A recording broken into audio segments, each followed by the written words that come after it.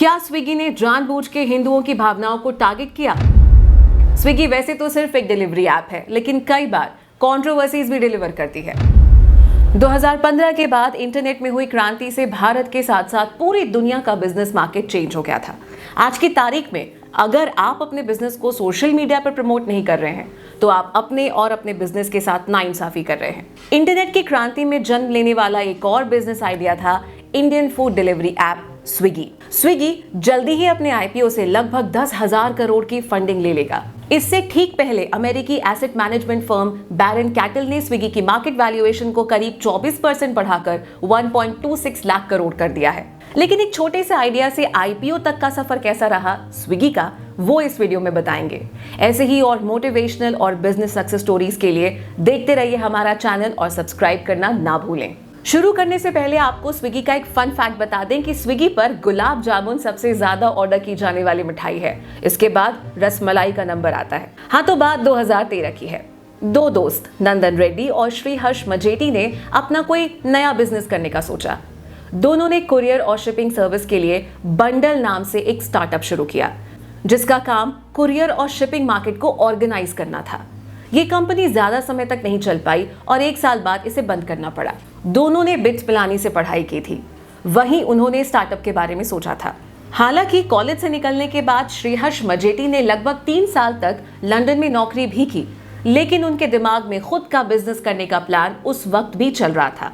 ऐसे में मजेटी ने अपनी जॉब छोड़ दी और इंडिया वापस लौट आए। बंडल के फ्लॉप होने के बाद भी नंदन और मजेटी ने हार नहीं मानी और कुछ नया करने का प्लान बनाया। इस वीडियो की बिजनेस लर्निंग, हार नहीं माननी है। जिसको जिंदगी में कुछ बड़ा करना होता है वो हार नहीं मानता। दोनों कुछ नया करने की तलाश में ही थे कि उनकी मुलाकात आईआईटी ग्रेजुएट राहुल जेमिनी से हुई। Rahul e commerce site Myntra में काम कर रहे थे। उन्हें नंदन और मजेटी ने अपने स्टार्टअप प्लान के बारे में बताया। राहुल भी उनके साथ जुड़ गए और तीनों फ्रेश आइडियाज की तलाश करने लगे। ब्रेनस्टॉर्मिंग और काफी रिसर्च के बाद तीनों ने देखा कि भारत में फूड डिलीवरी सर्विस बहुत ही अनऑर्गेनाइज्ड है।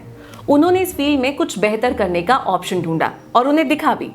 इस तरह नंदन और मजेटी ने राहुल के साथ मिलकर स्विगी लॉन्च किया। हमारे हर वीडियो में बार बार ये बात हम आपसे कहते हैं कि आप अपने आसपास देखो, लोगों की प्रॉब्लम को समझो और अपना बिजनेस उस प्रॉब्लम के सॉल्यूशन पर शुरू करो। देखना आपका बिजनेस कभी फेल नहीं होगा। हाँ, आप ही कुछ ब्लंडर कर दो तो बात अलग है। ऐसी ही बिजनेस स्टोरीज और बिजनेस लर्निंग्स के लिए हमारा यूट्यूब चैनल जरूर सब्सक्राइब करें। यहाँ स्विगी का दूसरा फन फैक्ट, स्विगी पर सबसे ज्यादा खाना प्योर वेज मंगाया जाता है। वीडियो के नेक्स्ट पार्ट में ये जानते हैं कि स्विगी की शुरुआत कैसे हुई। स्विगी की शुरुआत बेंगलुरु के कोरामंगला से हुई थी।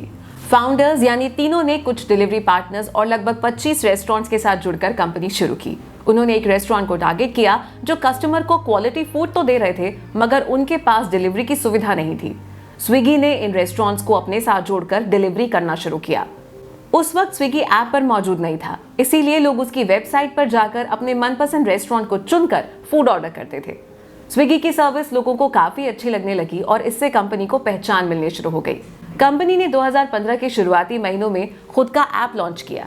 ऐप की मदद से फूड ऑर्डर करना कस्टमर के लिए आसान हो गया। इस बीच कंपनी ने अपनी पकड़ को मजबूत करने के लिए कस्टमर को कई ऑफर दिए, जिससे स्विगी का नाम आम लोगों की जुबान पर चढ़ गया।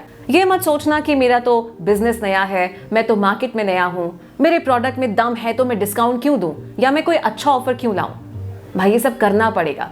मार्केट में नए कस्टमर्स को अट्रैक्ट करने के लिए ये सब करना पड़ेगा। इधर स्विगी का नाम इतना हो गया कि लोग एक दूसरे को स्विगी से खाना ऑर्डर करने की सलाह देने लगे। उस समय फूड डिलीवरी ऐप स्विगी ने लोगों का विश्वास कायम रखा और हर वो कोशिश की जिससे कस्टमर को बेस्ट सर्विस दी जा सके। यहाँ नोट करने वाली बात यह है कि जब आपके कस्टमर्स आपको प्रमोट करने लग जाएं, तो समझो आपका बिजनेस चल निकला है। कस्टमर से बड़ा एडवर्टाइजमेंट कुछ नहीं होता। कोई भी दुकान, कोई भी बिजनेस माउथ पब्लिसिटी से ही बड़ा बनता है। इधर स्विगी ने 3 साल में 20,000 रेस्टोरेंट्स को जोड़ लिया। अप्रैल 2016 में स्विगी ने लागत कम करने के लिए और लॉजिस्टिक नेटवर्क को मजबूत करने का फैसला किया। कस्टमर की जरूरतों को समझने और कंपनी को बेहतर ढंग से ऑपरेट करने के लिए engineering, automation, data science machine learning और पर्सनलाइजेशन में इन्वेस्ट करना शुरू किया। दिसंबर 2017 तक स्विगी के साथ 20,000 से ज्यादा रेस्टोरेंट्स जुड़ चुके थे और कंपनी हर महीने 40 लाख रुपए का कारोबार कर रही थी। यहाँ स्विगी का तीसरा फन फैक्ट, 2021 तक स्विगी के 2 लाख डिलीवरी पार्टनर्स और 1.2 लाख रेस्टोरेंट्स थे और ये 290 शहरों में अपने पैर जमा चुके थे। लॉन्च के 2 साल के अंदर 2016 में स्विगी भारत का टॉप फूड स्टार्टअप बन गया। फोर्ब्स एशिया ने कंपनी को 1 बिलियन से कम वाली टॉप कंपनीज में जगह दी।